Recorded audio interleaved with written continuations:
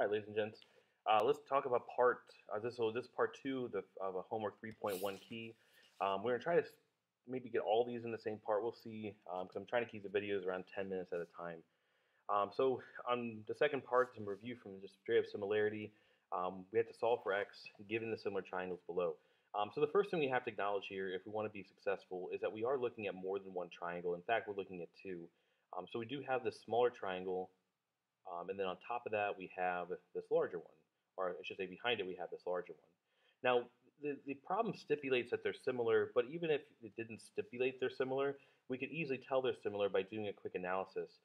Here we have one set of angles that are marked to be congruent, and we have a second set of angles marked congruent, and if you could argue the third by reflexive property, we see that all the angles match, and now that's all that's really needed in terms of proving similarity.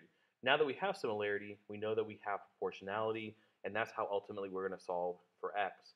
And so if we have sides that are proportional, I'm probably going to start with the side that involves itself with x.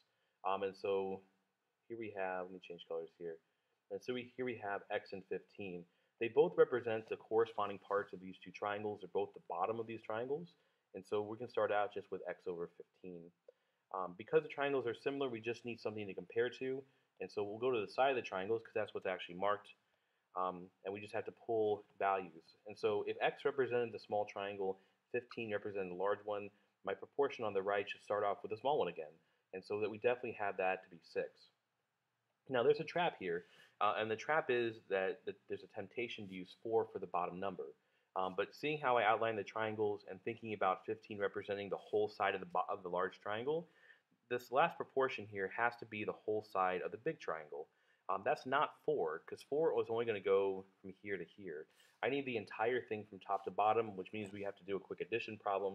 But 6 plus 4 is 10, and that's all we need to mark on that end. Now that we have our proportion, it's just a matter of solving it using probably cross multiplication, but really any method at this point is good with me.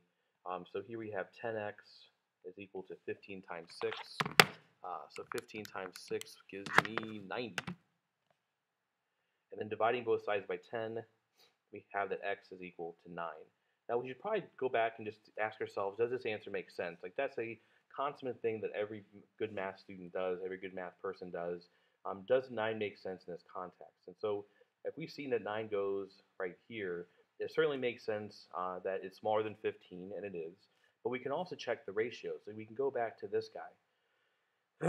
Because they're similar, these ratios have to match. And so now what we're actually proposing is that 9 over 15 is the same thing as 6 over 10. Well, if we take 9 divided by 15, that's going to give us an overall value of 0.6. And certainly 6 divided by 10 is also 0.6. If these are equal, then these are equal. If these are equal, then x is correct. And so we should be good here to move on. Now, this is very similar to trigonometry, and you can certainly now kind of step back and see where trigonometry, how that kind of evolved from a similar principle, because it's all based on ratios, and trig just kind of writes those ratios in a more useful way. As we look into problem 2, we're going to solve for x and y in the similar triangles. Again, we're stipulating that they're similar. But even if we didn't stipulate they're similar, we can quickly tell they're similar because we have vertical angles here. We do have parallelisms. Therefore, these angles should be the same. And so we quickly have angle, angle. Because you know there's always a trap that's out there that suggests that if they're not similar, you can't do anything. This problem stipulates that you can, but if not, we could probably determine that.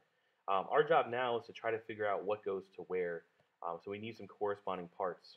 So we can certainly see that 12 and y are going to kind of correspond. We can see that 27 and 18 are going to correspond. And then we have 15 at the end corresponding with x. And so we're going to solve this part by part. But we should notice that the purple ratio, the 27 and the 18, have both numbers on them. And so that's going to be what I would say our referencing ratio at this point. So if we take like this 18 and divide it by 27, 18 is now the small triangle on the right, 27 is a big triangle on the left. We can now compare them to whichever ratio we feel at this point. I'm going to go with with red first. And so if 18 is a small triangle, 27 is a large one, that means 12 should go on top, y should go on bottom. Because they come from the same places. So 18 and 12 come from the same triangle, 27 and y come from the same triangle. Now we're just our cross multiplying step, and so we have 18y is equal to 27 times 12. So 27 times 12 gives us 324. And if we divide that by 18 to get our y by itself, we now end up with y is equal to 18. Okay? And again, that number should be okay, because if you stick 18 right back in here, we can definitely check that 18 divided by 27 gives us 0.6 repeating. 12 divided by 18 also gives us 0.6 repeating. So now we can repeat the process, but for the x. Again, we'll start with our referencing ratio, 18 over 27. And we'll now, 18 again being the small triangle, means x corresponds to it on top.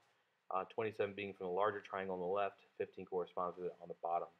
And so immediately we can cross multiply. So we have 18 times 15, which will give us 270. And then 27x will be our counterpart. So we take 270 divided by 27, and that should give us 10. Okay, and again, we can check our ratios, but we'll find that 10 over 15 also is 0.6 repeating, and so we can see this triangle is completely in sync. Last one on the set, solve for the values of x in the similar triangles below. So again, stipulating that it's similar, but it's worth mentioning, here we have reflexive, here we have parallel, and so these angles be corresponding. Again, quickly giving us angle, meaning that we totally have similarity here. And so just like the previous two problems, it's all about finding the pieces that match and go with one another. So we have 4 and 10, certainly on the bottoms of both triangles, so those are corresponding.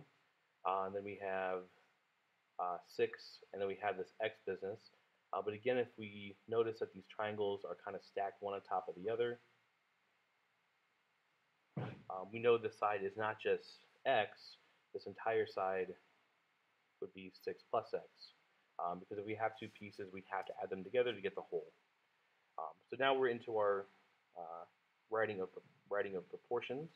And so let's start with 4 over 10. So the top should now represent the small triangle and the bottom the larger.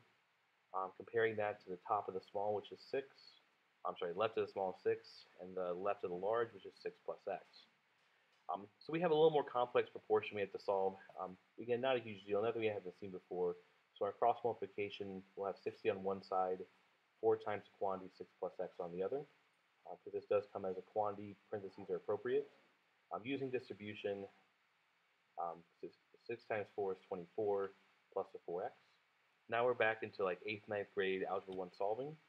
So let's subtract 24 from both sides.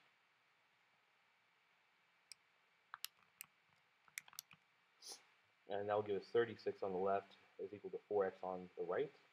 Divide by 4 on each side. And then x should equal 9. Okay, and again, just checking kind of if that number makes sense here. If you take the whole side, that means the whole side is now 15.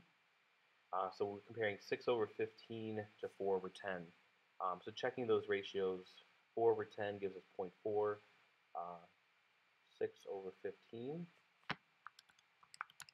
Through division is also 0.4, which confirms our x answer is right. Okay? So let's stop it there for part 2. I'll see you guys in just a moment, part 3.